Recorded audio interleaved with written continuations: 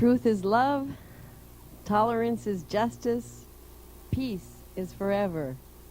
Tolerance means whenever we meet someone, it's a wonderful exercise to try to see if you can leave that person more cheerful than when you first encountered them. And especially in these situations where we're in a hotel, for example, you know, the people in the hotel are doing the best that they know how to do. So please try to practice the phrase, tolerance is justice, that we're tolerant even if someone's not being tolerant. These are the wonderful microphones. Now can you hear it? Okay. I guess I have to put my attention into the mic and then it works. Okay. So it was just the fundamental principle of seeing if, as we each greet each other, that you always try and give a more pleasant greeting and a more cheerful greeting, and see if you can leave the person happier than when you first met them. It's an interesting practice wherever you go in the world. Thank you, and good afternoon. Is this working? Sounds good? Sounds good? How am I doing? It sounds good back there. Whoa, okay. Well, we are actually rapidly approaching the conclusion of this 7-day Earth Wizard Seminary from the Law of Time to the Rainbow Bridge. And we'll get a few points that I'd like to cover before I continue with the discussion that we have for today on the topic of time and telepathy and the introduction to the 7777 Telectanon Revelation. I just want to make clear that what we're presenting here is what has been revealed to us, and which anyone is presented so that anyone can test by themselves to see if it is true. We are, as messengers, our responsibility is to deliver this message. We actually have no responsibility for you or what you do with this message. That's a very important point. We're not asking anyone to follow us. We are saying this is what has been revealed to us to be true. We have found that it has its harmony and its perfection, but it's really up to each of you to decide for yourself whether it is true or not. We have spoken of there being, when truth is delivered through a messenger, and the only way the truth can be delivered to other human beings is through a messenger. All messengers are human, all humans are frail. But the truth that is revealed to them is not frail, it is perfect. And this is the paradox that people have to deal with when they receive a message from a messenger. So we're not asking anyone to follow us, and we're not forcing anyone to do anything. It's really up to you whether you want to do this or how you want to do this. When we say that when the truth comes, there are believers, there are non-believers who absolutely turn away, and there are hypocrites. Well, no one knows who those people really are except for God, because that's the way it is. And as far as believers go, we have many different levels of human development. Okay, some people can go at a certain speed, other people can go at a faster rate, other people can just barely make it, but they hear the message and they say, I know that that's true, even though I don't understand everything about it. So I just want to make those points really clear. That also, I'd like to read a few things with regard to that. You know, this is, as I've said, this is a Christian country, and people believe sometimes that they should listen to the words of Christ. And someone gave me this Bible some years ago, which I like because It's called the Red Letter Edition. And all the words supposedly of Jesus are in red letters, so you can read that and skip the rest if you want. And I always call this, when I go to this, I say, well, I'm going to go look and see what Chairman Jesus has to say. Okay? And Matthew, of course, is the book that has the most red letters in it. So mostly I read the words of Chairman Jesus in the book of Matthew, and I'll read from verses 34 through 39 of chapter 10 of Matthew. And this is a very interesting passage. Do not suppose that I have come to bring peace to the earth. I did not come to bring peace, but a sword. For I have come to turn a man against his father, a daughter against her mother, a daughter-in-law against her mother-in-law. A man's enemies will be the members of his own household. Anyone who loves his father or mother more than me is not worthy of me.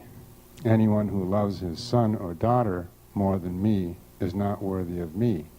And anyone who does not take his cross and follow me is not worthy of me. Whoever finds his life will lose it, and whoever loses his life for my sake will find it. Now, when Christ is talking, he's not talking about himself, he's talking about the message that he's giving. And he said, and because he also says, let's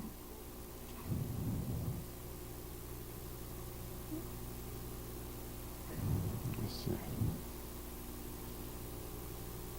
Well, he says that again in another passage, also in the same Gospel of Matthew, that whoever would follow me must forsake their family and take up their own cross. And what he's saying is that whoever, and this is the classic words of the messenger, that's why I'm reciting them, that he's not saying, follow me as the messenger. He's saying, I am giving you the truth. And if you hear the truth and you want to follow it, you cannot let anything get in the way of it. Otherwise, you will not be able to follow it clearly. So that's why he says, I'm here to turn a man against his father, and so on. It says the same thing in the Quran. It says that the children and the wealth and the family that are given to you are really a test. The test is if you hear the truth, if you can go beyond that. So that's the point there. And then from the Quran,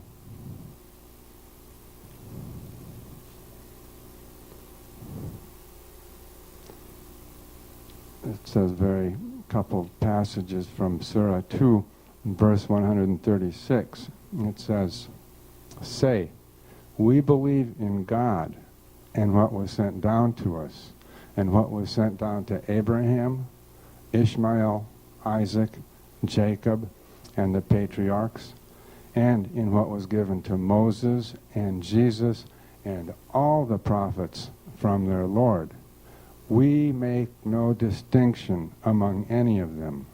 To him alone are we submitters. All the prophets are the same. They are given the same message, and the Quran says don't make any distinction. Don't say Jesus was better than Muhammad. Don't say Muhammad was better than Buddha.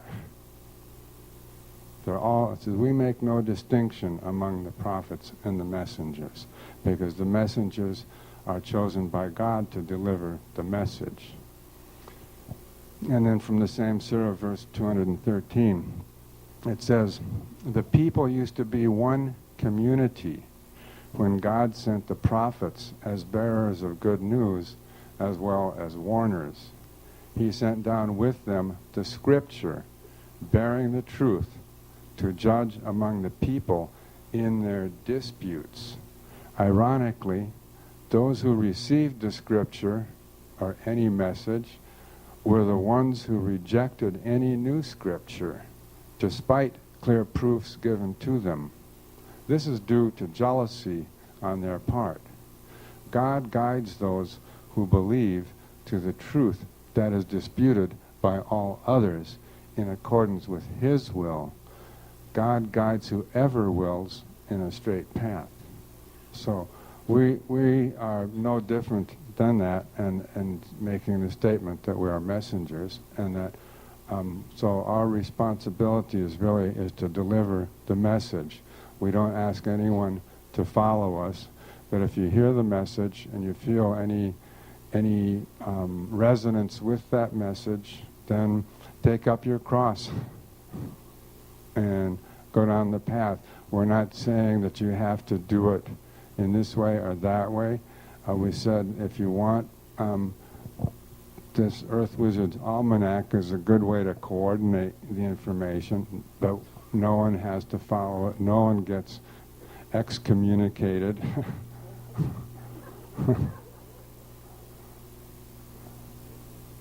There's no priests. We're not incorporated. we're not a licensed organization. And so I just want to make that very clear. Yes, we are giving a message that has a spiritual quality to it, because it is the truth, and all truth is spiritual. But what you do with it is your responsibility. We have our responsibility, and you have your responsibility. We can't answer for you, just like you can't answer for us. So this is an absolute free will situation, and we don't condemn or censure anyone. It's up to everybody to do as they need to, and as they wish. There was another set of questions which I thought I would just deal with right now. The Kabbalah mentions the prototypical human, Adam Kadmon, okay, and his or her fall from grace, etc. And it says, according to legend, 3 historical Jewish sages, sometime in the Middle Ages, attempted to go into the orchard, the higher dimensions of consciousness, to repair the vessel. Okay, the fall in the Kabbalah, the fall from grace is known as the shattering of the vessel, the human vessel. Okay? And these 3 sages went to the orchard to attempt to repair the vessel. It says their mission failed. Okay, and the question is the shattering of the human vessel the same as the error in time? Absolutely. We are talking about the same thing. Any revelation of truth affirms all previous truth and affirms all previous revelation. Any revelation of truth uses its language, different forms of language or metaphor, but it affirms the truth of all previous revelations. So the shattering of the vessel is the same as the fall from grace, and which as we said, the Gregorian calendar epitomizes the finalization of the error, but the fall from grace occurred much earlier, and this is what the Mayan 13 Baktun cycle refers to. It says we're starting right here. This is when the shattering, the fall from grace, actually begins at this point in 3113 BC, or in the dream spell at minus 3187, when it speaks of the theft of time. So yes, we are talking about all these things, and this is also part of what is referred to. That's why the 7777 and the later stages of the Telektonon revelation refer to Ur as the universal recollection, or as the universal religion, or at the beginning and or at the end. If you read the book of Genesis, Abraham left Ur, and represents or symbol, and then he went on a very long journey. You can read about that. His mission took him to a lot of different places. He finally ended up in Mecca at the Kaaba. It says in the Quran, the Jews say that Abraham was Jewish, and the Christians say that Abraham was Christian. How can you say that when Abraham was before Moses and before Christ?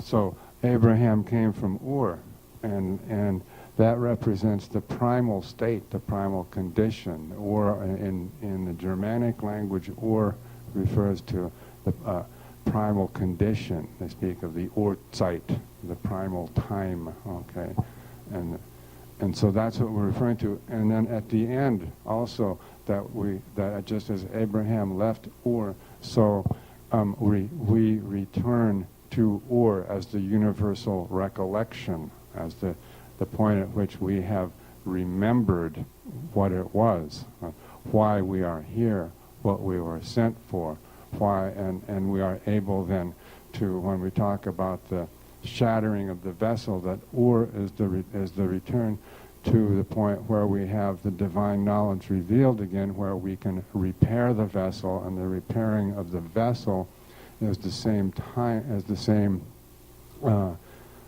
thing as the second, what we call the second creation. Participating in the second creation is the repairing of the vessel. The 20 tablets of the law of time present the complete unfolding of all the permutations of the DNA code over 832 weeks, 832 permutations, 16 years.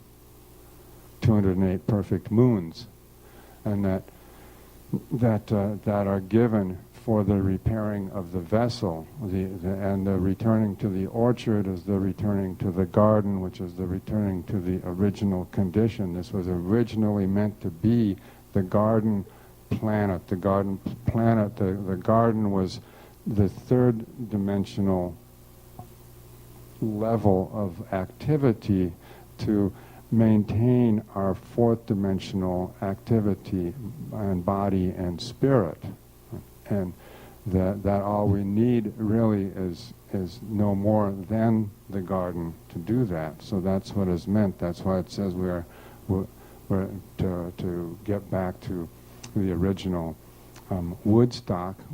We got to get back to the garden. That's what the line says in the song, and that's what it's talking about, the same thing as returning to the orchard.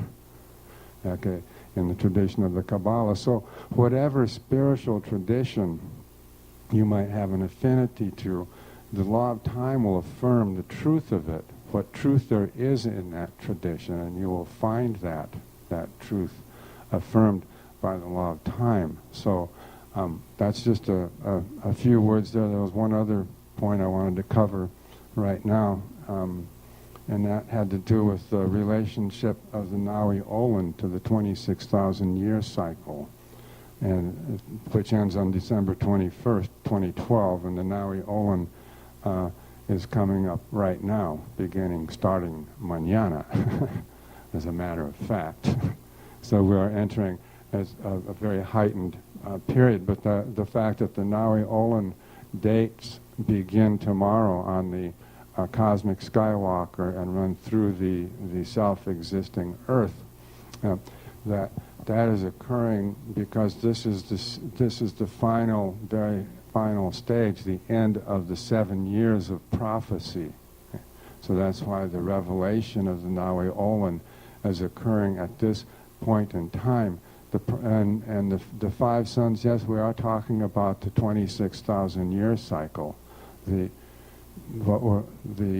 previous suns, the sun, the jaguar sun, the storm sun, the water sun, the wind sun, those refer to the previous approximately 5,200 year cycles of the 26,000 year cycle. So when it says the 5th sun will be ending on the day Naui Olin, and this is the dawning of the 6th sun. The 6th sun will actually be fully visible in 2013. We are talking about the prophetic moment of the ending of any type of spiritual conscious support of the fifth sun is ending. It's being terminated. And that then we have approximately 13 years of what you might call the pre-dawn of the sixth sun of solar consciousness. And it's during this 13 years of the pre-dawn of the sixth sun of solar consciousness that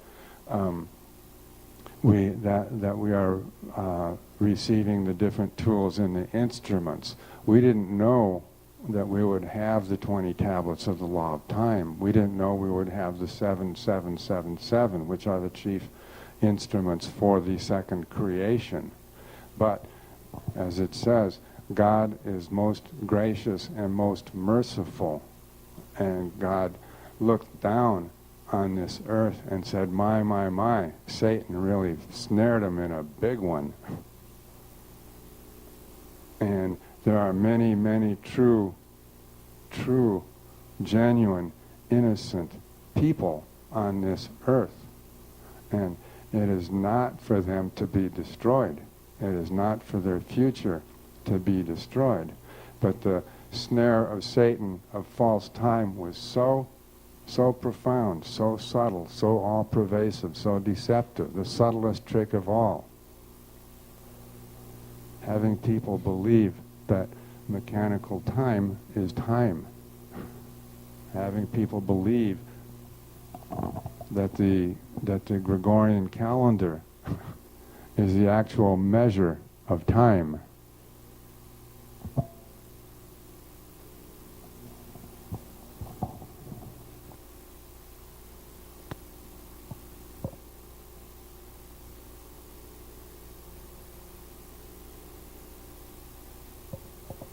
And because of this deception is so profound because we have two orientations of our sensory perceptions. Orientation of space. I say, where are we? That's why we do the prayer to the seven directions. It's just to orient ourselves in space and bring ourselves to the present moment. So we orient to the four directions, to heaven above, to earth below, and acknowledge that God is always close and near, that we are in the center. The Hunab Ku is right here. And that is where then where we begin. That's the orientation in space, and that orientation in space is then what brings us into time.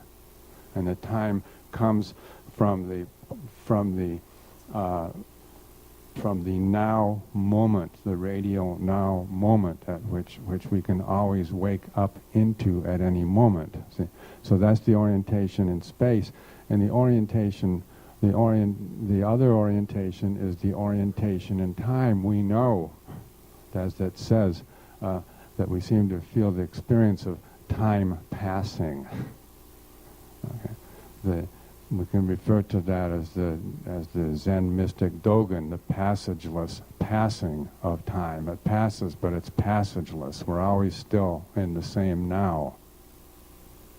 And that's where the real orientation of time is. But the deception of Satan is so great that we actually believe that the clock measures this, and we believe that the Gregorian calendar is the measure of the cycle of cyclical time or something like that. But as we see, those are defective instruments. They're instruments that are not based on an orientation in the now. They're based on linear perception, or they're based on a linear concept which is codified into instruments that then create a linear perception of time, that we are being dragged by our hair and our heels from the past into the future, whether we like it or not. And that perception of time is what absolutely pervades the world. And when we say pervades the world, it pervades the human consciousness. to be more precise. It absolutely pervades the human consciousness. We give our children watches when they're 5 or 6 years old. Say, here, now you know what time is, and we don't realize that we put a handcuff on them. And we say, here, this is the calendar, you got to learn it. 30 days hath September, April, June, and November. All the rest have 31 except for February, which has 28, except on leap year when it has 29, and Grandma has false teeth. Okay. Something like that. And we say, that's time. No, that deception is so profound, because time is of the mind, and that is our consciousness that has been manacled into this artificial false perception of time, which we have identified as the 1260 timing frequency. And it's because this perception of time is so great, that this deception of time is so profound, that all of human consciousness is virtually hooked into it. But then God is smarter than Satan. And so, for that reason, there were a people called the Maya. And they, of all the people on the planet,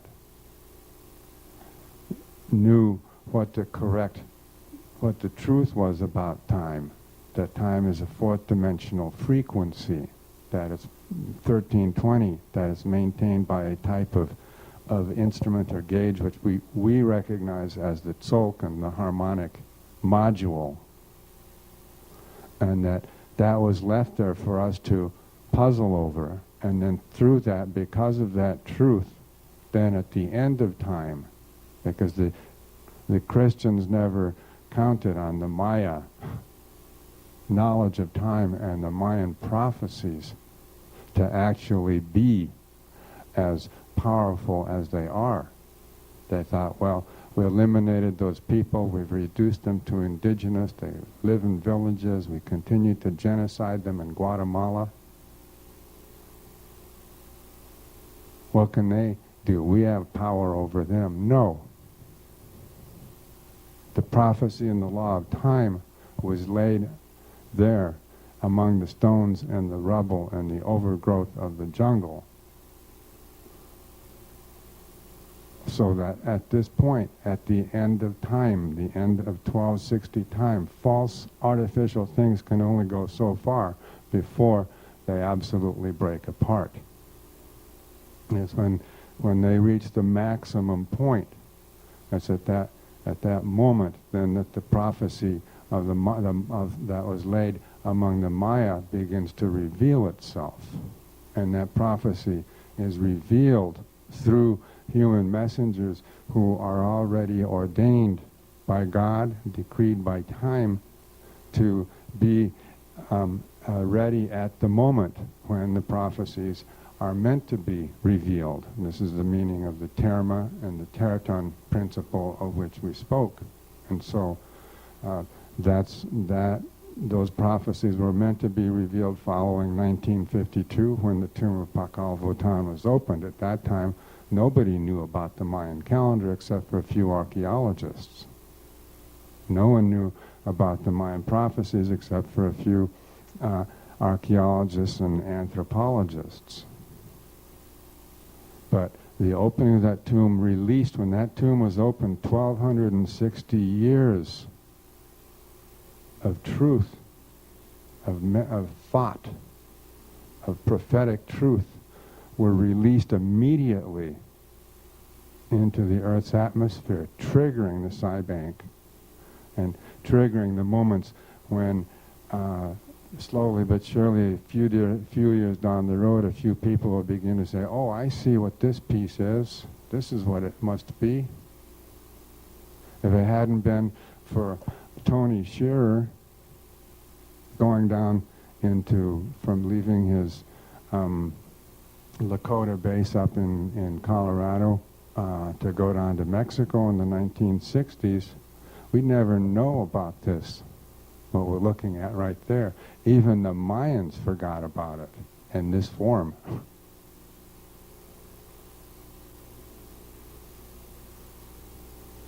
And it was revealed to him that this is the actual structure of the code of the sacred count, the Tzolk'in, including what we call the 52 activation portals, and how miraculous that this one man who's very little known and was able to produce this in a book called The Lord of the Dawn.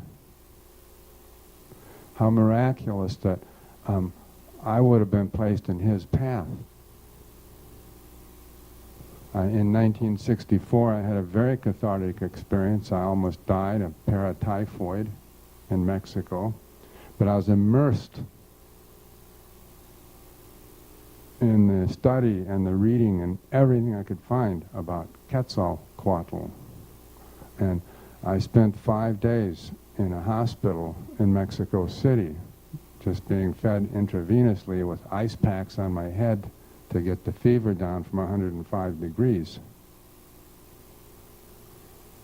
And I knew after that point that what I had to do, and so my magnet, my lodestone, my little semiconductor chip was already vibrating, looking, and so I found Tony, and Tony found me back in 1969 at the Deganawida Quetzalcoatl University outside of Davis, California. And for the next few years, Tony and I had shared a lot of information. And if it hadn't been for Tony, I wouldn't have known about the 13 heavens and the 9 hells and this Tzolk'in that you see here. The last time I saw Tony, God bless him, was at the Four Corners boundary dissolving ceremony. I hadn't seen him in years. And he was living alone as a recluse near Durango, Colorado at that time. And I don't even know if he's still alive. He had cancer then.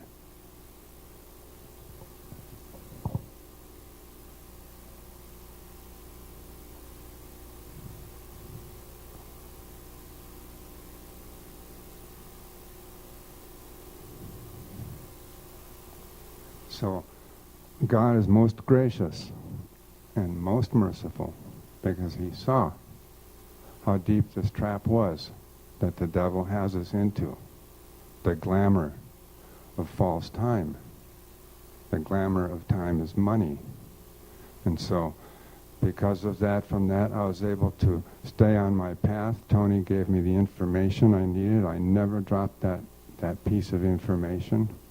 And from that came the Mayan factor, and from that came the harmonic convergence. And from that came the beginning of the discovery of the law of time. And it was the law of time that was God's special dispensation so that we wouldn't have to all go down the sewer.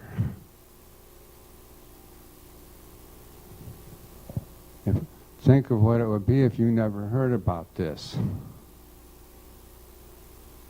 Think of what would it be if there was no one came around and said, hey, here's the 13-moon calendar, here's the dream spell. What if that wasn't in the world? Well, that's all part of this special dispensation. As I said, I'm just a very, very simple human being at heart.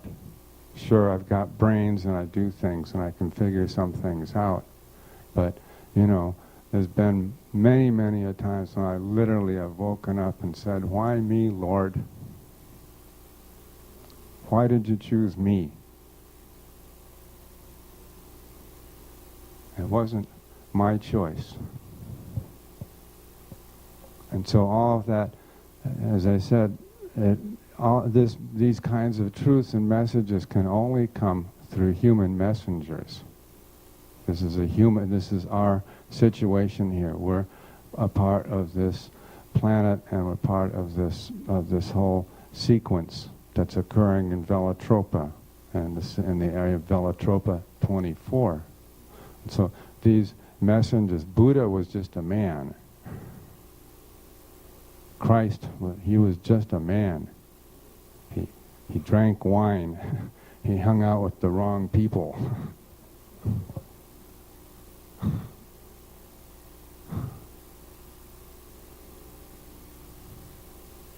Muhammad was just a man.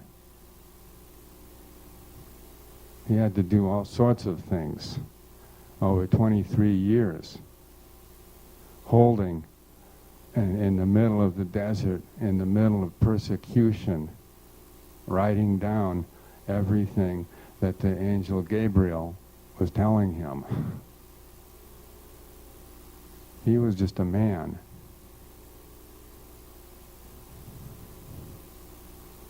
That's the only way that these things can come through.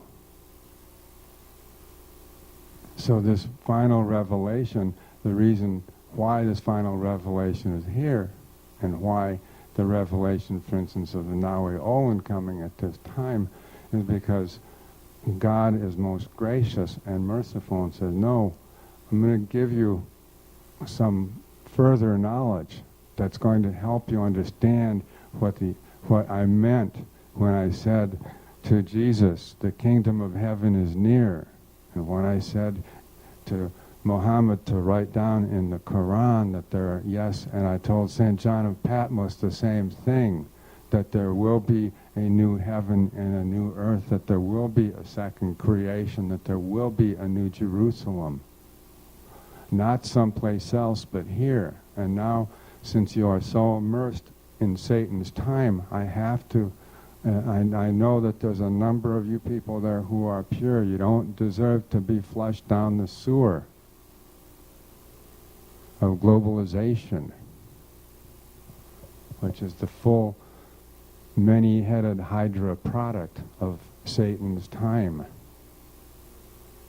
You don't deserve that. So I'm going to give you a final revelation, and it's going to look really simple, and some people are going to say, oh, come on. You mean a calendar is going to save my planet? Or by following this calendar, we are going to save the planet? As I keep saying, show me another plan. Show me another pragmatic instrument that can be placed in the hand of every single human being that will change their perception of time, change the perception of themselves, and change the perception of the world. That's how change happens. No one's going to come from above and say, I feel sorry for you guys. I'll wipe that part out for you. No. It's not like in the movies, not with the White House blowing up on Independence Day.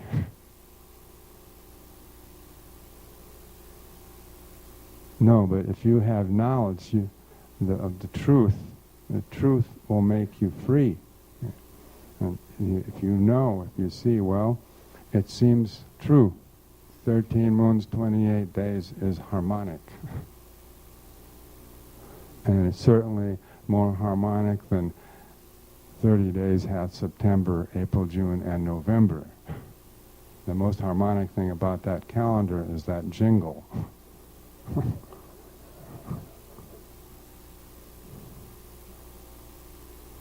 And people say, in the Quran it continuously talks about the day of decision. And that there is a decision you have to make. And say, no, according to this revelation, what I'm commanded to tell you and everyone else, the Pope, Kofi Annan, the King of Saudi Arabia, Satya Sai Baba, the leaders of China, the G7, the Pentagon, I'm obliged to tell them that you have a decision you can make.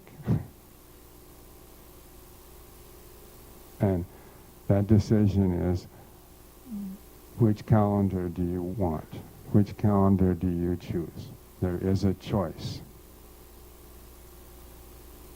And that's the day of decision. It's as simple as that. Everywhere that we've been for the last 7 years, it says, well, a day of God is 1,000 years. So 7 years of prophecy is just, that's the day of decision.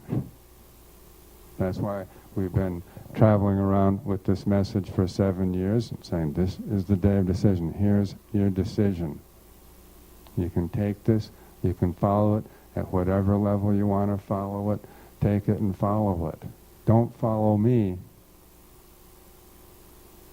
Use your discrimination. Use your intelligence that God gave you. It says in the Quran, I gave them eyes and brains, but rarely do they take heed. You're all given eyes and brains. And so the opportunity is there to look at that as and say, can I make this decision or not? Okay. So that's all I'm obliged to do.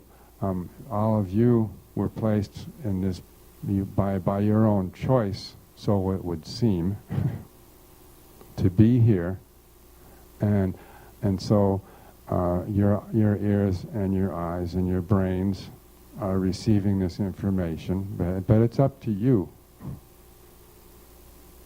what you're going to do with it and how you're going to use that information. We're not teaching anything else. I don't teach anything else. I don't say anything else. Like I've said, I'm a really boring person.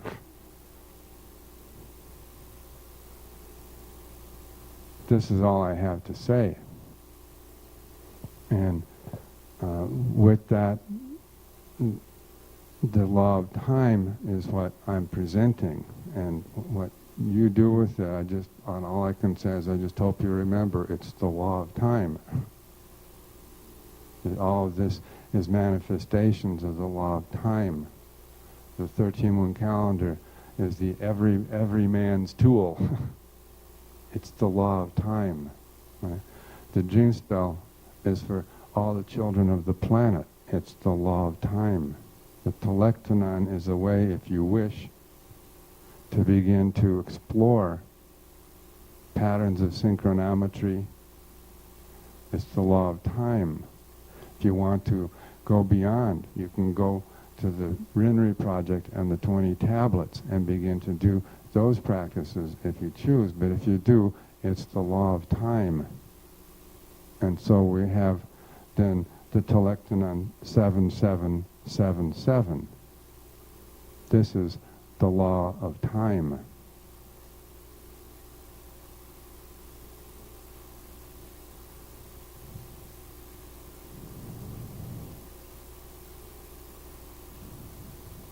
Did you sit down, please, so the people behind you can see?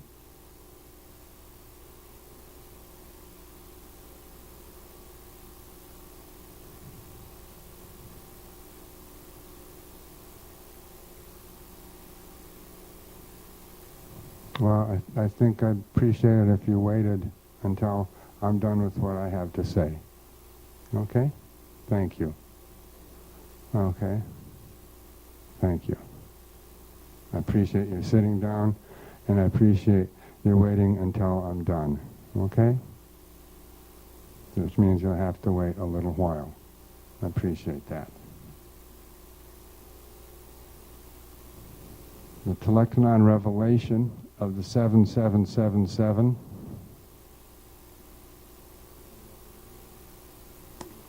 We can open that.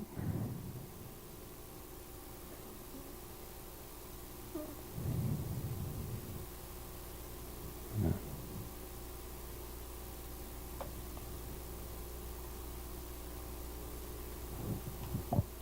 Has an instruction manual, and we were reviewing this morning the process by which this first began to be revealed, following the revelation of the 20 tablets of the law of time and getting to the point of the third quarter of the first year with the codon 49 revolution in time and the 777 that were involved with that. And that was because of the running the 20 tablets that we were able actually then to have the next stage of revelation. As I said, the revelation of the law of time has been a cumulative progression that builds on itself. If we had not been involved in creating the 20 tablets and following the cubing of the codon, we would have not have precipitated at that moment the information from the psi bank to be revealed as the 7777. The 20 tablets of the law of time have to do with the harmonization of the genetic code of the DNA, which is our biological, our organic perception, our organic structure. And so that's why we speak of the telepathy of the organic order. And the 7777 has to do with the harmonization of the perceptual order of our reality. We have the genetic order and the perceptual order of our reality. And that the very purpose of that, of the 7777 in combination with the 20 tablets of the law of time, is to establish the two principal tools for the what is called the second creation. Because if we can harmonize our DNA, which is the DNA of all of life as a unitary phenomenon on planet Earth, and we can that is one aspect of the second creation. The second aspect then is the harmonization of our perceptions, okay, of our because, as I said, everything that we experience, no matter how far out we can see, is actually organized inside of our nervous system. The world isn't really outside. The world is actually inside. And that when we're talking about healing the separation, healing the split, that we're talking about returning to our own perceptions, the unification of what's usually referred to as the subject and object split, the dualism, the duality. So the purpose of the 7777 is to create a simple instrument that again organizes through time this process. The 7777 recognizes that at the very primary level, reality can be reduced to two quantum experiences, a sensory quantum and a telepathic quantum. The sensory quantum is the experience that the primary experience of heat and light. It's the first things that we become aware of as organisms are heat and light. Are we warm? Are we cold? Is the air conditioning too bad? That our bodies are very subtly regulated to that. So that sensation, and then that's where there is heat, then there is light. First there is heat, and then there is light. And those are related phenomena. So that's the sensory quantum, and the telepathic quantum then is what we perceive to be our the experience of the phenomenal world. And that experience is at its very, very simplest level then. The telepathic quantum corresponds to the most primary level of atomic electronic structure. And so those are put together on a weekly basis in the 7777, along with the levels of fractal time compression each week to create one different heptagonon of mind, 4 different heptagonons of mind each moon, okay? And through that then, the creation of 4 different time atoms that are created each moon. The 7777 is referred to as a telectonon revelation because it's only by following the telectonon that this could have been revealed. And the telectonon is completely a function of the 13 moon calendar at the 28-day cycle. It says 7777 telectonon revelation radial matrix plasma universe model. Okay, radial matrix, as we said, that time begins in the now, and that from the now all of time was organized as a radial matrix. Okay. The time is not a linear construct as the artificial time has led us to believe, but time is actually organized as a radial matrix, and the center of time is our own consciousness in the now. Okay. So this, as I said, in the definitions of the calendar that exist officially, there's an absolute separation of time and consciousness. The purpose of the law of time is to reunify consciousness in time and to reunify time in consciousness. That's why we are the center of the radial matrix. Each person's consciousness awakened is the center of the radial matrix. So that the plasma universe model is as a function of the radial matrix of time. That the plasma, when we get to that level, plasmas are described as consisting of equal amounts of ions and electrons being conductors of electricity and affected by magnetic fields. So this again then conforms to the resonant field model that we spoke of, that everything actually is a resonance,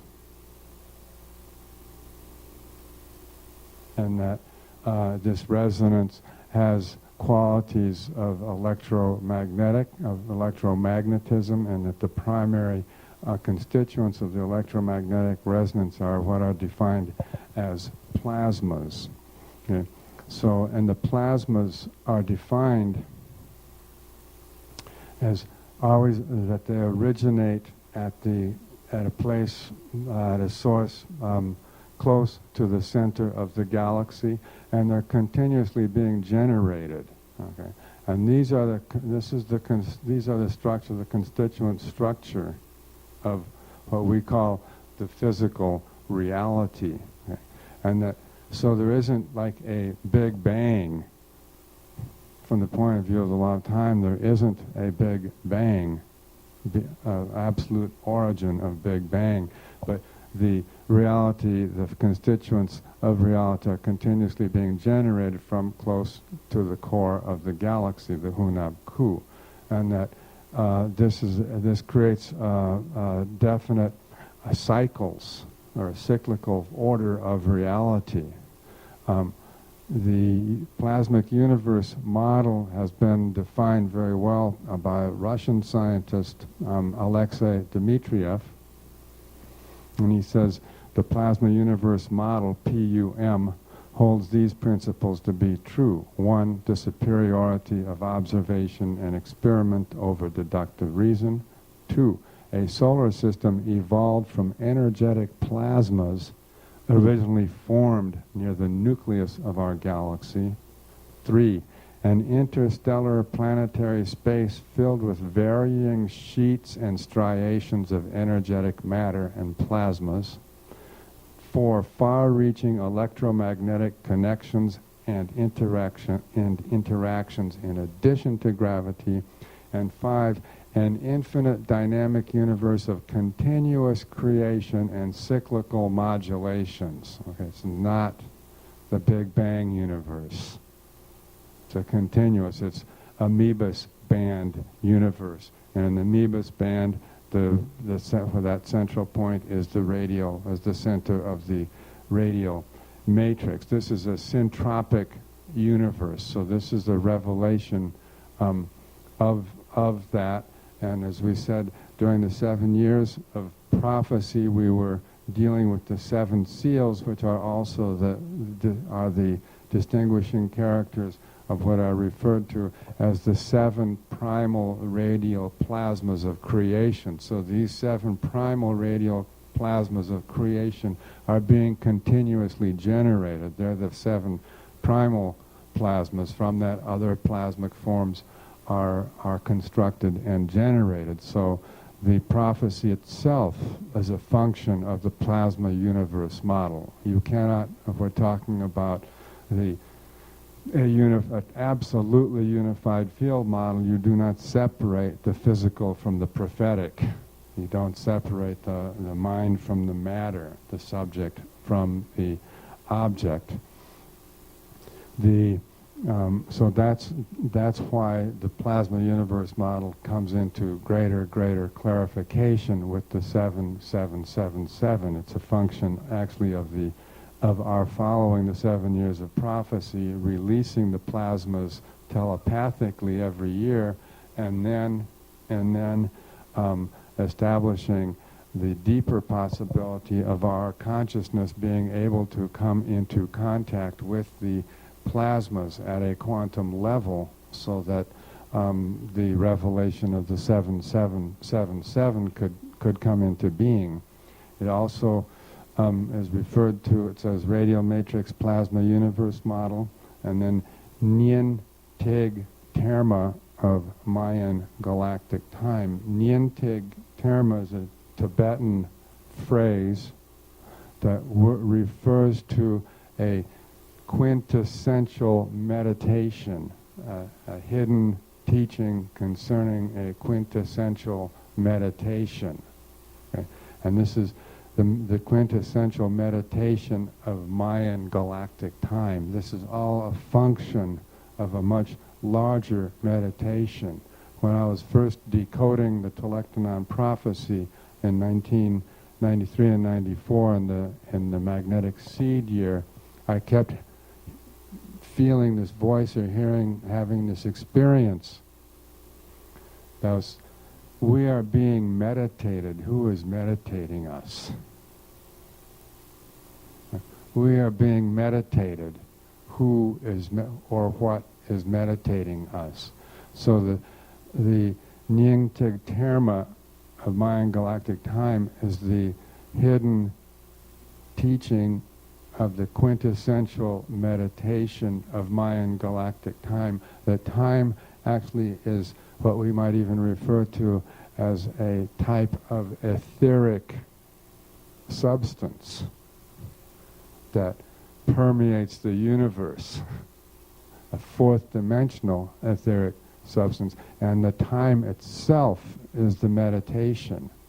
That when we talk about entering into true time, then we are talking about raising our consciousness and being absorbed not in our meditation, but a meditation that's already been going on since forever. And when we enter into that meditation that has been going on from forever, then we are participating in what is referred to, for simpler terms, as the Mayan galactic time. Okay, this is the meditation of the Mayan galactic time. And then it says the prophecy cycle of Chilam Balam complete. This completes the prophecy cycle of the Chilam Balam. The Chilam Balam was the tradition, the prophetic lineage of the Maya that followed the disappearance of the galactic Maya. The Chilam Balam tradition was established at Palenque at the time of the dedication of the tomb in 692 AD at 9.13.0.0.0. It was established at what is the area of Palenque that is referred to as Group C, Group OC.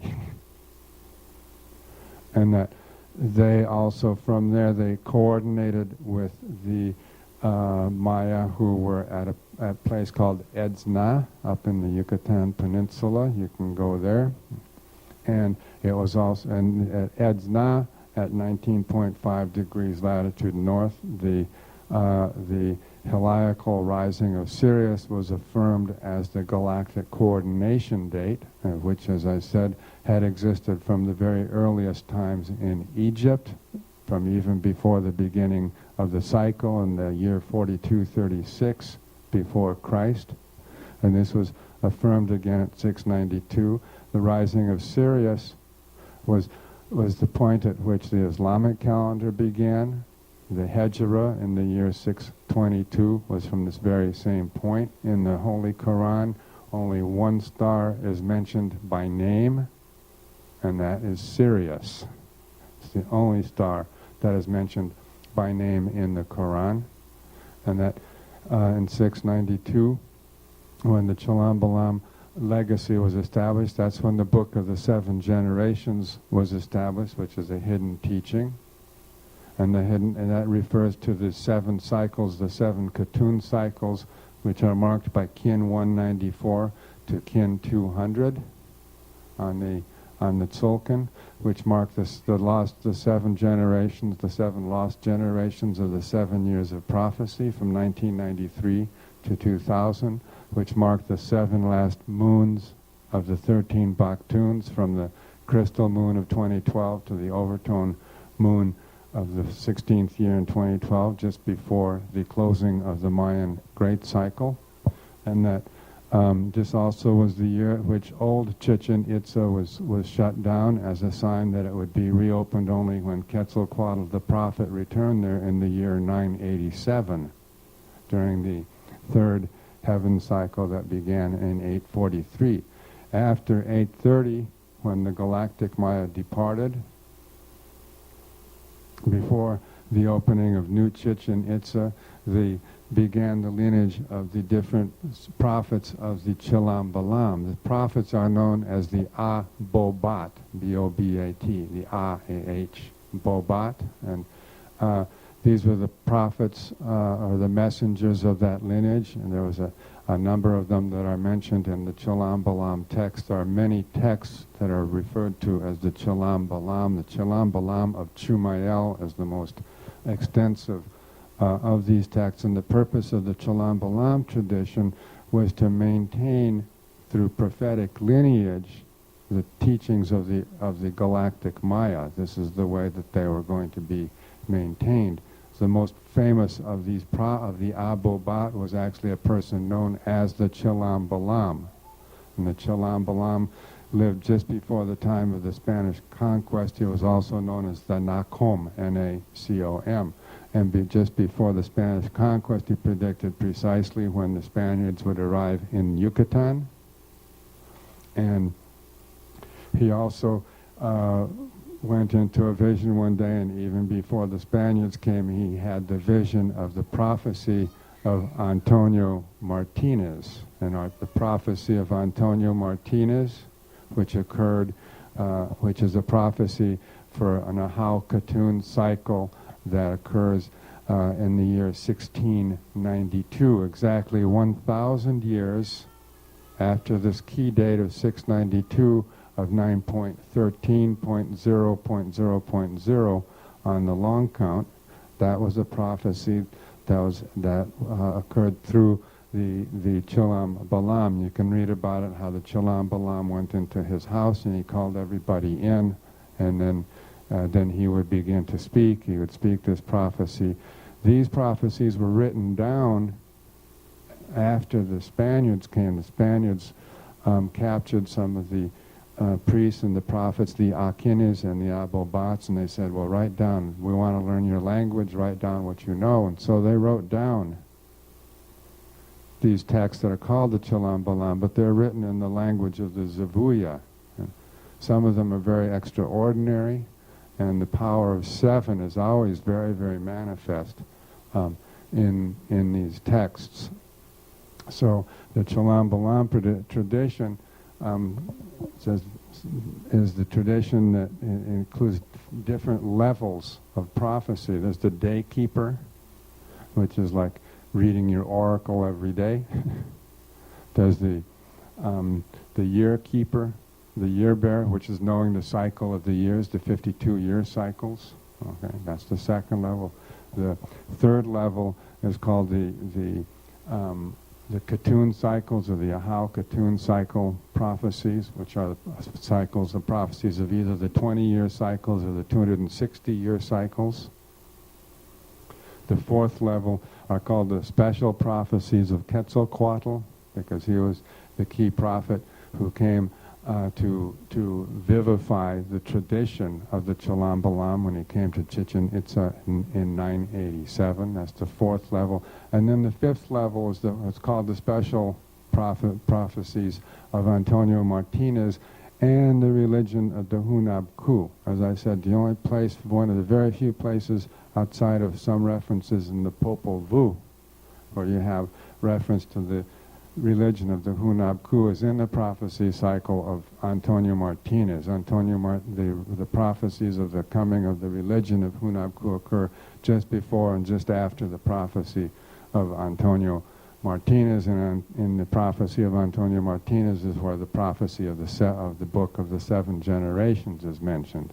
So I said that, again, the my lodestone was pointed to that from the first time I began to study the prophecies of the Cholam Balam in the 1970s. I said, aha, that's it right there, the Antonio Martinez prophecy, the book of the 7 generations, that's the key. So the final revelation of all of that is the 7777. This is the final revelation of the Cholam Balam cycle. The final decoding of the book of the 7 generations is manifest through the 7777 Telektonon revelation. And then it says beneath that, and this is all just the title page, beneath that it says the triumph of Ur. As I said, the triumph of Ur has to do with this understanding, as I said before, that Abraham left Ur, and that actually the meaning of that, when it talks about that in the book of Genesis, is that this is the beginning of the need for having cycles of messengers, because now we're into deep Babylonian doo-doo. And that it's becoming Babylon planet, and so we need to have these messengers who remembered, hey, there's only one God, and we're here to serve the one God and to keep the earth a garden, a pasture, and that's the message. All of the teachings, for instance, that Muhammad brought through in the Quran, are the practices were all established by Abraham. Abraham ended up with Ishmael at Mecca at the Kaaba, and that's where they established the Kaaba as what is called the Qibla, or the central place to point to worship. That's very interesting, because the Kaaba is the shrine that has a piece of meteoric stone. What is that? What is that? If you go just west of Mecca, it's not too far, you get to the Red Sea. The Red Sea is an interesting little, if you look at where that is here, you can see the Red Sea. Just a little, it separates the Arabian subcontinent from Africa. Okay, and it's very interesting that Mecca is very far down in the Arabian Peninsula. Abraham went from up in Babylon and Ur up here all the way down here, and that not far from Mecca, where the Kaaba is, where there's the meteoric stone is enshrined. What is that? Right in the Red Sea, in the middle of the Red Sea, just directly west from Mecca, is a very, very deep trench. It's called the Atlantis Trench. It's very, very deep. It's clear, and it is filled with meteoric substance, iron, etc. That is where when the Maldek blew, a fragment came down, created the Red Sea, and a huge chunk stayed right there, okay? And a chunk of that was left near Mecca, and that's what became enshrined there. So that is the point of memory. That's the lodestone. That's why the prayer is pointed to Mecca when the prayer is said, okay? The prayer that Abraham established, which was revivified by Muhammad. That Christ knew about that prayer, and he said, because you can read, he says, the Pharisees all like to stand out in the street or in the temple and do their prayer, but they're only doing that for show. That's the same prayer that the Muslims do all over the world. Christ said, it's better to do that prayer at home and with yourself, because God notices a lot more if you do it at home, because then it's much more meaningful. You don't really need a temple or a mosque to do the prayer, or a church to go to pray. It really has meaning to God when you're doing that at home. Christ says that also when he's talking about the Pharisees in Matthew. So the triumph of Ur from Abraham, one of the marvels of the 7777 is the revelation of the three messengers of the awakening and their relationship to Ur. Now the map which we've been referring to all the time in the Mayan factor, the 13 Baktun cycle map, all through all my life I knew that the three key messengers to the awakening were the Buddha, Christ, and Muhammad. As you can see, it says very clearly in the 20 tablets of the Law of Time. Why is that? Well, there's actually a mathematical reason to that. Buddha is 570 years before Christ, and Muhammad is 570 years after Christ. 570 and 570 are 1140, which is a fractal number of the number of chapters in the Quran, 114, which is also a function of the 19. 19 times 3 is 57, 19 times 6 is 114. So this map, and I had known about those messengers, but when I did this map, the 13 Baktun map, I didn't know about the law of the antipodes. I had the law of time and the dream spell codes had not been revealed to me. So when the 7777 was being revealed, I said, I have to go see the relationship of the messengers of the awakening to Ur. You'll find that Ur is mentioned 3 times. The first as the city Uruk, which occurs in the very, very first, in the one imix position, the one dragon, Uruk. Uruk was the first city, the city of Ur. And it's from there that Abraham left several millennia later. So Ur, Ur is kin 1, and when you look at the law of the antipodes is that all the antipode kin are always 130 kin apart. So 130 kin from kin 1 is kin 131, and there it says Lord Buddha, the first messenger of the awakening. The second mention of Ur occurs at the position of 4 dog. It just simply says Ur there, which is the kin 30, so 130 kin away from that then is kin 160, and when we look there, that's Christ, the second messenger of the awakening. These are the messengers of Ur.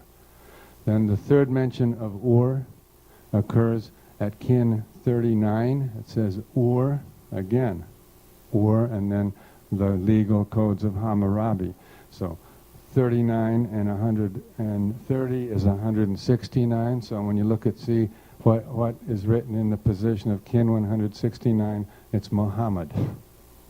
So this map was done before I had any knowledge of these mathematical laws, before I even thought of what relationship these messengers might have to Ur. But we see that even this 13 Baktun map was preordained and coded to verify that the three messengers of the awakening were all messengers of Ur, the universal religion, the universal recollection.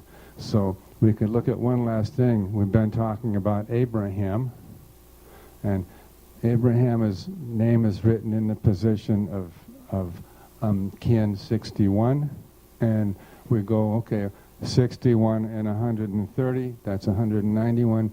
Whose name do we find there? Pakal Votan. So you have, thank you.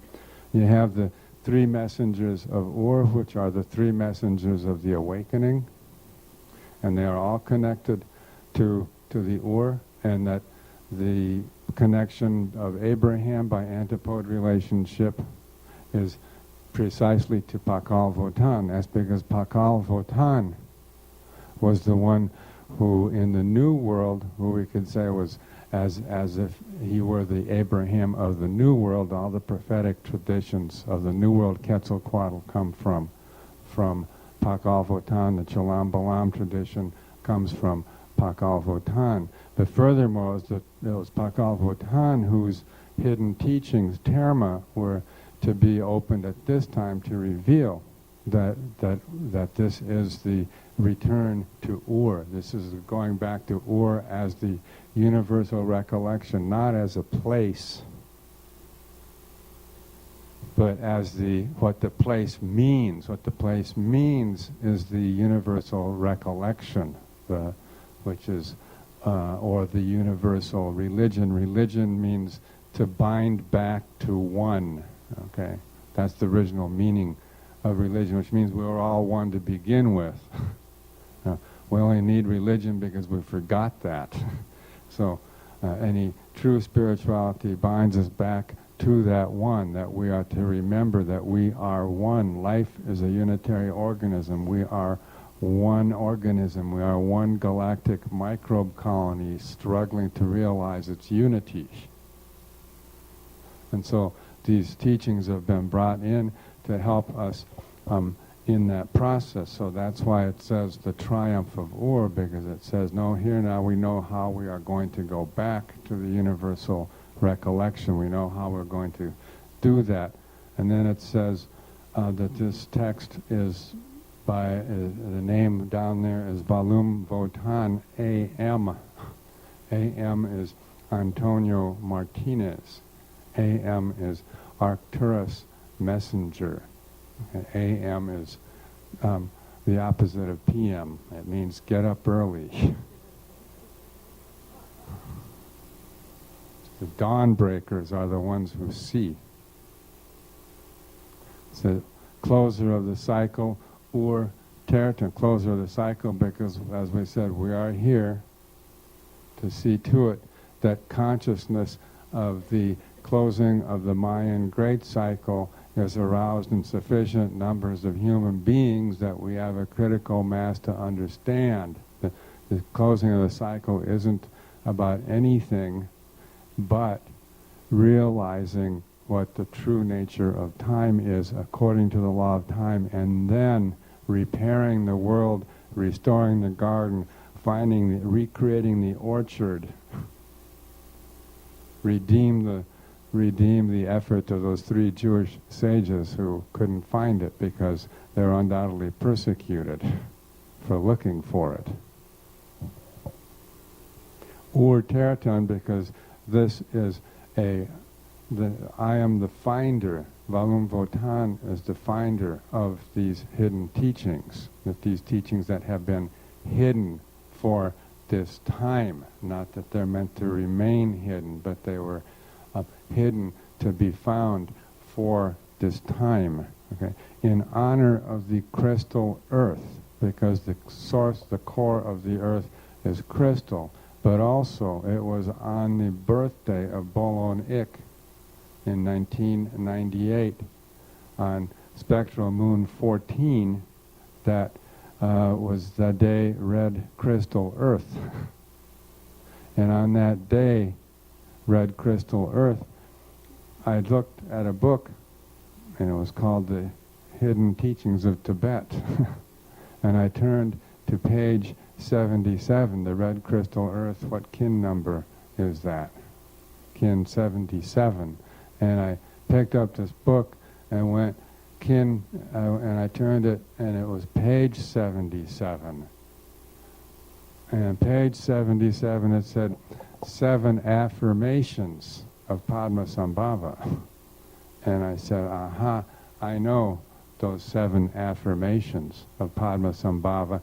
They are the affirmations of the 7 radial plasmas that go with the 7 radial plasmas. So it was very clear to me that that was the final piece that connected all of the different parts of the 7777 was the 7 affirmations of Padmasambhava, because as we'll see when we look at these affirmations in relationship to the plasmas, there's 7 plasmas, Dali, Celi, Gamma. Those 3 plasmas create a sensory quantum, and then Kali, the 4th, in the middle, 4 is to 7, is the catalytic agent that connects the sensory quantum to the telepathic quantum, and the alpha, the limi, and the celio create the telepathic quantum. So the Dali represents the first sensation of heat. The Celi represents the first sensation of light, and the Gamma represents the sensation of light and heat combined, when that forms the sensory quantum. So each of those has an affirmation which was coded to be revealed on that day through the teachings of Padmasambhava. So the Dali says, my father is intrinsic awareness, I feel the heat. My father is intrinsic awareness, I feel the heat. The Celi, the second day, says, my mother is the ultimate sphere, I see the light. Okay, so you have intrinsic awareness, which is the self-existing primal awareness, and then you have the ultimate sphere, which is the primary perception of what appears to be external, but which is really our own form. And so it says, my father is intrinsic awareness, I feel the heat. My mother is the ultimate sphere, I see the light. The third one says, my lineage is the union of intrinsic awareness and the ultimate sphere. It says that where I come from is intrinsic awareness and the ultimate sphere. I attain the power of peace. That is Gamma. And then Kali says, my name is the glorious lotus-born. I catalyze the light heat within. The glorious lotus-born, Padmasambhava literally means the lotus-born. But that's just a code word. Lotus is the is the flower that grows absolutely pure from the murky depths of the water, from the muck at the bottom of the lake or the pond there. The lotus comes up and is an absolutely pure form. So that refers to the purity, the purification of our own sensory being and our body. So my name is the glorious lotus-born. I catalyze the light heat within.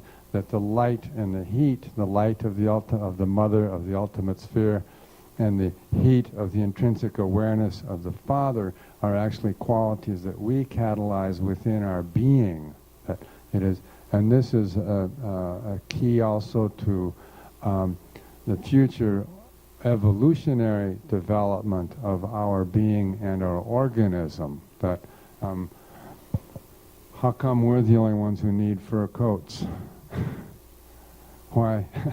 Yeah, the rest of we got gypped. It's nice. I mean, it's good that we can make beautiful things, but it seems that The other creatures have their own systems of keeping themselves warm. The dog can go walking across the ice and his paws don't freeze. Yeah.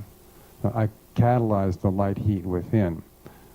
The fifth one, alpha, my country is the unborn ultimate sphere. Okay. My country is the unborn ultimate sphere. I release the double extended electron at the South Pole. And now this is the beginning of the establishment of the telepathic quantum. In the telepathic quantum, the sensory quantum is internalized as light heat. And the telepathic quantum then becomes the description of what is called the primary electronic atomic structure. And that is actually goes from and this again has to do with some of the esoteric mysteries of the sphere and the cube. Okay, and so that it says I release the double extended electron at the South Pole because the sphere has any sphere, cosmic sphere is an electromagnetic field. It has a South Pole and a North Pole, and so here we actually are releasing the double extended electron at the South Pole. And the Limi is the sixth radial plasma, and that's today. Today's a Limi day. And what do we do on a Limi day?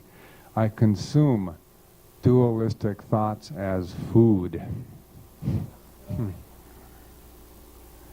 So any thoughts of separation, feelings of anger or resentment, all of that stuff, that we are to train our minds to say, no, I consume that as food. I purify the mental electron at the North Pole. So we go from the South Pole to the North Pole. Right? And then the final one, the celio, the seventh plasma, the celio, then is my role is to accomplish the actions of the Buddha. I discharge the mental electron-neutron at the center of the earth. So we start with a double extended electron at the South Pole, a mental electron at the North Pole, and in the center, a mental electron-neutron that we discharge at the center of the earth. My role is to accomplish the actions of the Buddha. I discharge a mental electron-neutron at the center of the earth. The Buddha actually means woken up, awakened mind, one who has woken up. So all we're talking about is all of us waking up, just like all of us becoming Christ, all of us becoming Buddha and awakened beings. Okay? And the practice of the Buddha being a being who has woken up is called the practice of a bodhisattva, a being who is awakened, or a being who is awake. And the awakened being does things not for self, because the awakened being knows ultimately that is a horrible illusion, but doing for what's called other. The world is suffering. The earth is suffering. The soul of the earth is waiting to be awakened. That is the real task and the real work. How are we going to wake up the soul of the earth? So the 7777 says that on the seventh day that we take on the role of the Buddha to accomplish the actions of the Buddha, and we discharge a mental electron-neutron, which is a mental electron-neutron of consciousness at the center of the earth to help wake up the soul of the earth. So those are the 7 affirmations that are referred to when it says Valum Votan, close of the cycle, or Tertan, in honor of the crystal earth. Yeah. In honor of the crystal earth, that the soul of the earth might become awakened. The soul of the earth is far greater than my soul or your soul. In fact, it says in the Quran, there's only one soul. There's only one soul. And so when we wake up the soul of the earth, then we are waking up the one soul of all of us. Okay, because we are not different from the earth. We're not talking about a dualism of any kind. We're talking about the soul of the earth, which is the awakening of our soul, which in the 20 tablets then is also identified as the phases of awakening the planetary Manitou. The planetary Manitou is the name that's given to the soul of the earth as it is projected out from the core into the atmosphere, into the noosphere of the earth, which is our telepathic mind. And these are things that we can only just begin to have some very dim perception about. I mean, we can hear these words and say, wow, what is he saying? Planetary Manitou, soul of the earth, only one soul. Beauty resplendent, in honor of the crystal earth, beauty resplendent, energy factored by time equals art. So the 7777 revelation of the telectonon is like the 20 tablets is a daily, weekly, monthly practice. So every day you have something to do, whether it's what's called the fractal time compression playing board. So this means that you've already got your telectonon playing board. Now you have to say, well, if I'm going to change my life and rearrange my life, I need to do that. And maybe I got to just get rid of the TV set on that table over there and put my 7777 on that table. Where are you going to put that? Okay, this is the fractal time compression playing board. And let's see, we had that card and this card. I'll just show you. So you have, of course, 28 more playing cards, okay, and each playing card has on it the radial plasma, okay, and so for today, for instance, today is the 27th day of the planetary moon. So we have card 27, which is the Limi, okay, which says purify. The Limi plasma purifies, and it's associated with galactic karmic Neptune. There's a planet that's associated with each one. It's all completely, just as in the telectonon. There's a planet associated with each day, and so this is the Limi card. You see it says, and you pick that card, it says, I consume dualistic thoughts as food. I purify the mental electron at the North Pole unified field, because we're creating 4 time atoms. The first week we create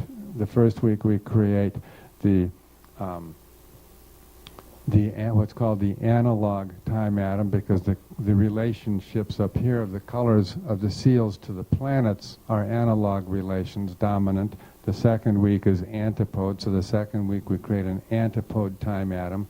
The third week we create an occult time atom, and the fourth week we create a unified field time atom. So every moon we create 4 time atoms, and also whereas in the dream spell with the human and the planet hold on, we are dealing with the 5 principal chakras, and the 7777, of course, then we deal with all the 7 chakras, the 7 traditional chakras. So today's chakra is the Manipura chakra, which is the solar plexus. So when you do the affirmation, it says, I consume dualistic thoughts as food, I purify the mental electron at the North Pole. Then you put that on your Manipura chakra, and then you put that on the board. Now, when you put that on the board, you're doing a good job. You doing okay? Good. Good. Every week, for this week, for instance, we're in this week here, you leave the cards on each day.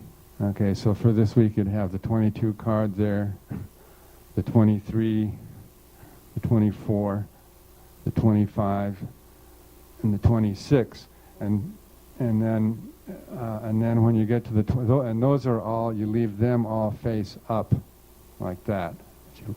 Okay, and then the 27th, which is today, that one you have the back face up, and you put the remainder of your cards beneath it. Okay, but for every day, for every radial plasma, you also have the sequence of the radial plasmas. So for today, we would also have we'd have the 6th card up here, because that's Limi 6. So we instead of Friday the 6th, we say it's Limi 6, Limi 13, 6 and 13. If you remember, in our solar biotelepathic strand is 13.6. You got your 13 and your 6 there, okay? And then Limi 20, here's your 1320. So as I said, you got to pay attention to the numbers. So you'd have those 3 cards there, and then on the bottom, your Limi 27 would be like that. Tomorrow, then we take these cards away, the radion cards, but you keep all of these here. You turn the 27 card around, and then tomorrow is the 28th, and we'll go through this again because we're going to do a super duper meditation tomorrow. So we know exactly how to close this. The first week up here, we can also look at this. You can close that. To assist you, you have your instruction sheet, which here's every moon you're creating 4 cubes. Well, here they are. The first cube that you're creating is the matrix heptagonon cube of mind. The second cube you're creating is the heptagonon of mind of heaven. The third cube you're creating is the heptagonon of mind of earth. And the fourth cube that you're creating is the inner heptagonon of mind, the 144,000 cubed within. So tomorrow when we do that meditation of the 144,000 cubed within, we will also be completing the 144th week of the 20 tablets. So it's going to be a very super duper moment when we do get to this. This is the fractal time, the fractal compression timelines. That shows you the 7 cartoons for the first sequence, the first week, the 7 years of prophecy, the second week, the third week, the 7 years of the mystery of the stone, and the fourth week, the 7 last moons of the 13th Baktun. So you have a fractal time compression which is based on the moon value. Every day of the first week, the moon value is 260 because there's 260 moons in a perfect cartoon of 20 years. The second and the third weeks, you have a moon value of 13 because each day is a year and there's 13 moons to a year.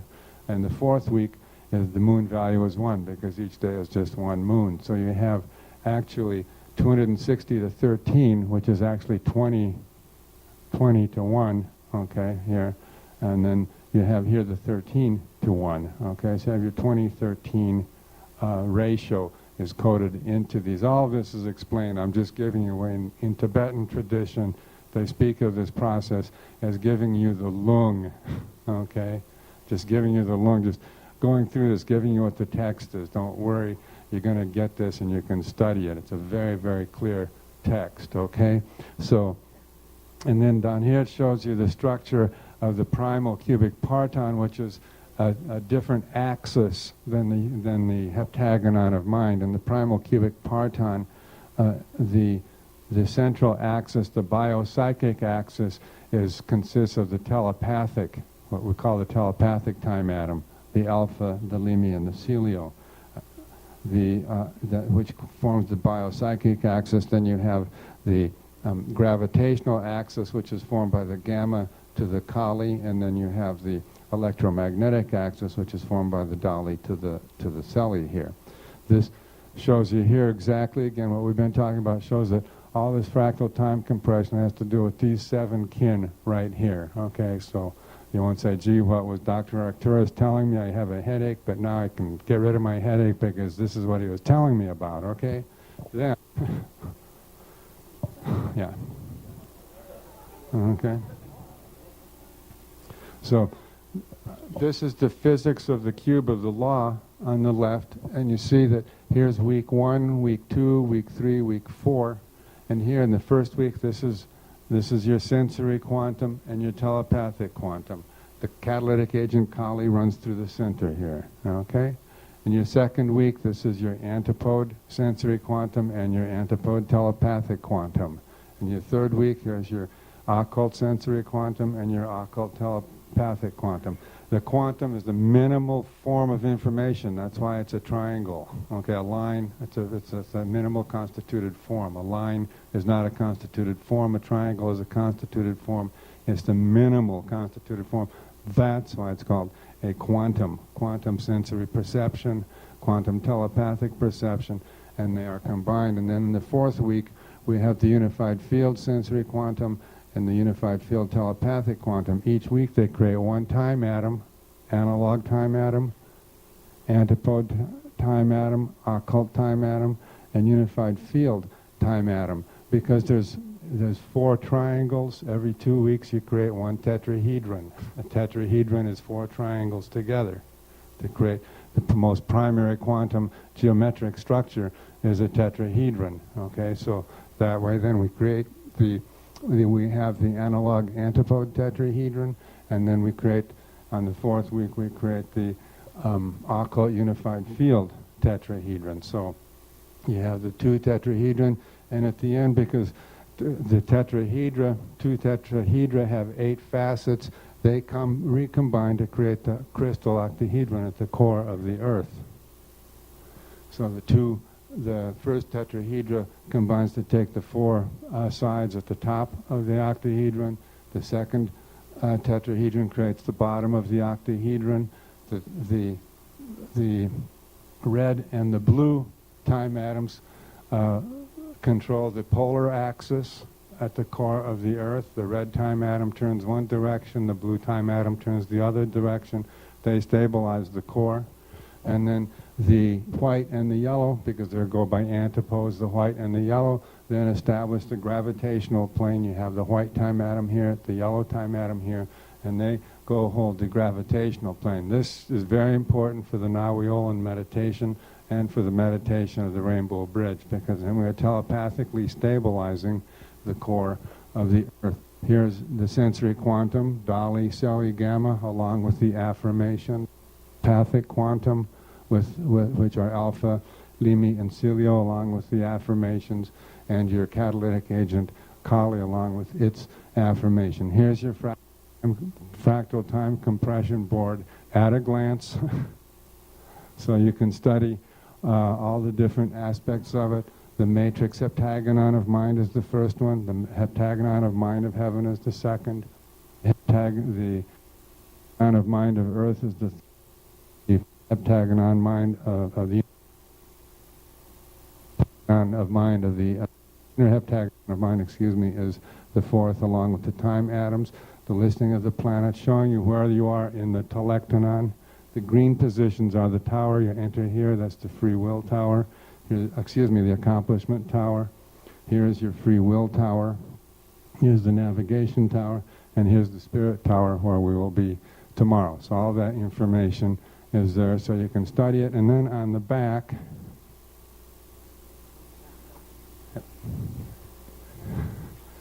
is the revelation of the 7 earths, of the 7 heavens and the 7 earths.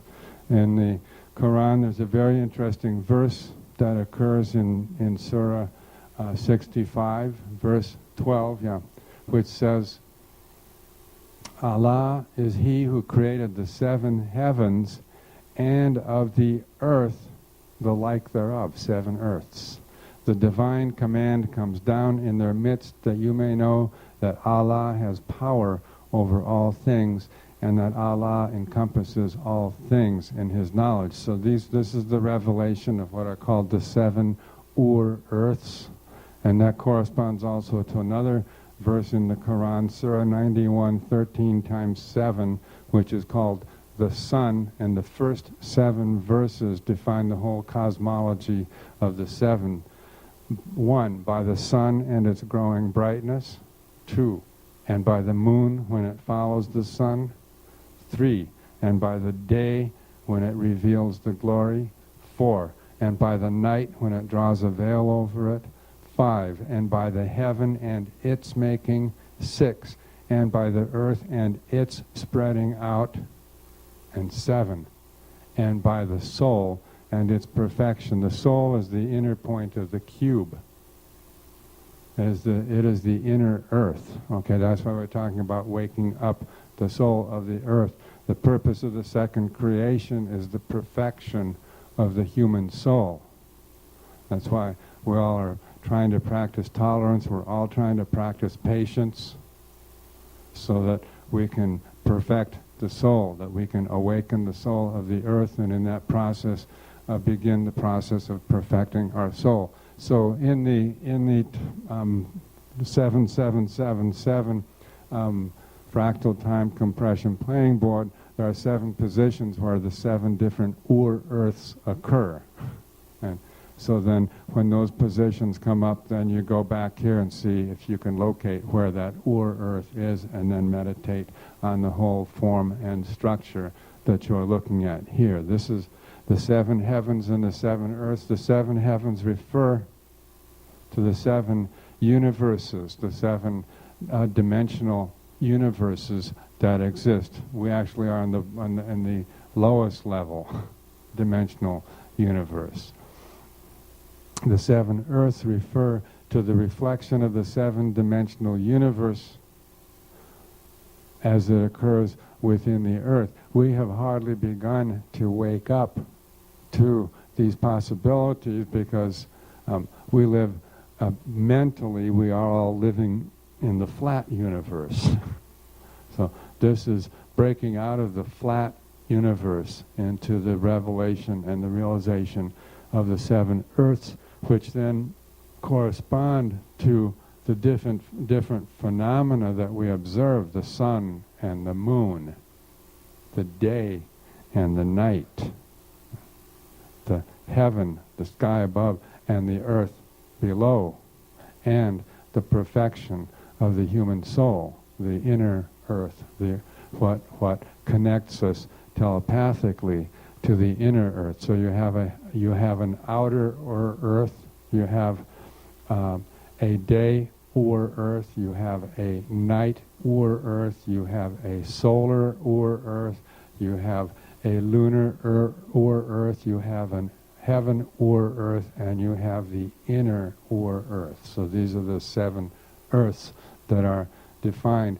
And through the practice of the 7-7-7-7 over the 13 years that we have, which are called the dawning of the 6th sun of solar consciousness, that then we have that time to develop the 7-7-7-7 to unify our perceptions, the quantum perception of reality, to unify our perception so we overcome the separation of subject and object, which is a fundamental disease that we have inherited through living in Satan's world, through living in the time, the false time, so that we can slowly, on a daily basis, practice this. So we, every moon, every day, that we are building up the sensory quantum, the telepathic quantum, putting them together into the time atoms, and then meditating the master time molecule at the center of the earth, and the crystal core, the iron octahedron, at the center of the earth. Each week constitutes an initiation, and the first initiation is the outer initiation, and each week is coded by one code kin. The first week, the moon value is 260. There's 260 moons to a Katun. Each day is a Katun. So therefore, the code kin for the first week is 13 sun, kin 260. So the outer initiation is the self-initiation. Now I embody the power of cosmic enlightenment. We're not waiting for priests to give us these initiations. We're not waiting for lamas or anyone else to give us these initiations. Through this daily practice every week, then we can give ourselves these initiations. This is the returning of the power to the people, spiritual power, power of knowledge, power of the law of time, power of the creation, of the second creation, the divine laws that govern creation, that govern our senses, that govern the structure of the universe, that govern how we function, that govern our DNA, all of that. That is all in our power, okay? The alligators have their power in of themselves. Each alligator, each bird, each dolphin, each ant. So this is giving us that power that we have deprived ourselves of through the process of history. The second week, the moon value of the second week is 273, because you have 260, and then in the second week each day has a value of 13, because each day is 1 year and each year is 13 moons. So the second week, 260 plus 13 is 273, and since we're just dealing with the Tzolk'in, the 273 is the same as Kin 13. 260 is 13 over that, which is tomorrow. The second week is coded by the cosmic Skywalker, which is the kin for the second week, and that creates the inner initiation. It says, now I embody the power of cosmic prophecy. In the third week, the initiation is the secret initiation, outer, inner, secret, and the secret initiation. That's the mystery of the stone. That's the 1 week that is not coded by Kin 194 to 200, but is purely coded by the plasmas. But that week is, again, the moon value is 13, so 273 plus 13 is 286. 286, which is 13 times 22, but it's 26 more than 260, so it's Kin 26. Kin 26 is the key to the tomb of Valum Votan. It's 13 World Bridger. So this is why it's the mystery of the stone. This is the stone. It's the metaphor of the stone that was rolled away from the grave. So that's that week, and that 7-year process. The mystery of the stone is the true phase of the perfection of the human soul. We have 4 years to get before we're able to begin that particular practice, but we get to rehearse it through the 7777 right now. And so the self-initiation of the third week, the secret initiation, is now I embody the power, the cosmic power of death. Okay, and that's the perfection of the human soul. In the fourth week, there are 2 initiations, because the moon value of the fourth week is 287. 286 plus 1, because each day equals 1 moon. So it's 287, so that equals Kin 27, which is magnetic hand. Okay, so that is referred to as that initiation. That's the waking up in the present. Okay, and that's the power of magnetic accomplishment. But after you have the 7 last moons of the 13 Baktuns, and then you have the moon out of time, when the closing of the cycle occurs, the rhythmic dragon moon. And then after that you have 7 moons before the launching of the time ship. So you have the 7 mystic moons, and on the back of the cards for the fourth week, you have a +1 factor, 287 plus 1. You also do the mystic moons. The 7 last moons to the launching of the time ship are the mystic moons. So you have a +1 value, so the mystic moon value gives you 288. 288 is known as the harmonic of polar light. It's 144 times 2. 144, the first 144 refers to the manifestation of the AC planetary Manitou, which occurs exactly at the end of the 8th year of the 20 tablets. The second 144 refers to the to the CA planetary Manitou that occurs at the end of the second 8 years of the 20 tablets. And you'll notice in those 20 tablets that when you add the codons of tablet 8, the numbers of the codons of tablet 8, and the numbers of the codons of tablet 16, that there are 144. That's the harmonic of polar light. The AC planetary Manitou is 144. The CA planetary Manitou is 144. So when we get to the completion of the final mystic moon, then we have achieved the harmonic of polar light, which is 288.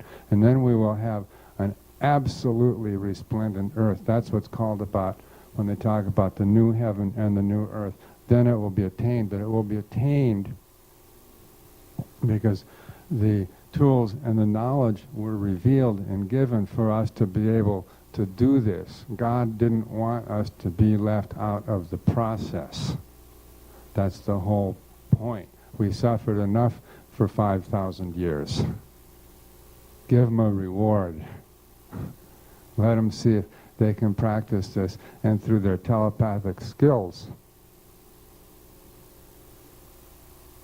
bring it about.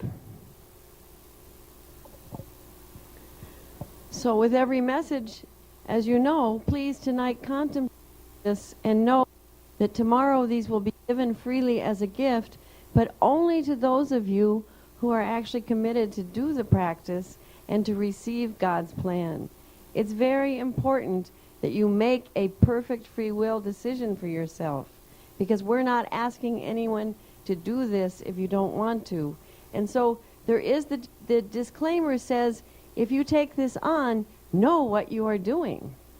Know that you are a conscious human on planet Earth, and you have heard this message, and you have intelligence, and you have looked at all the codes of the law of time, and you're ready for the next level. And because it involves a physical manifestation, it is a tool placed in your hands to give you the power of the law of time for yourself. So let me give the warning that you don't immediately go out and start to teach this until you've understood what it is. Because now we know over all of these tools, we've had enough experiences, the dream spell kit in someone's hand, they try to become the priest with it. Or the next level with the telectanon. Please know this for yourself, and then you will be easily and perfectly ready to show others and to offer the gift. So know thyself.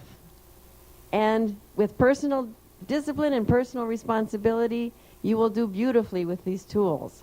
So that moment was not to put any damper on anything, but to say, God's plan is profound.